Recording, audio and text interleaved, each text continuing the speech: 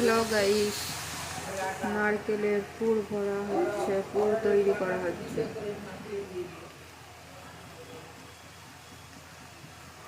আজ তালের পুর পিঠা হবে। পুর পিঠে বানানোর জন্য নারকেলের পুর তৈরি করা হচ্ছে।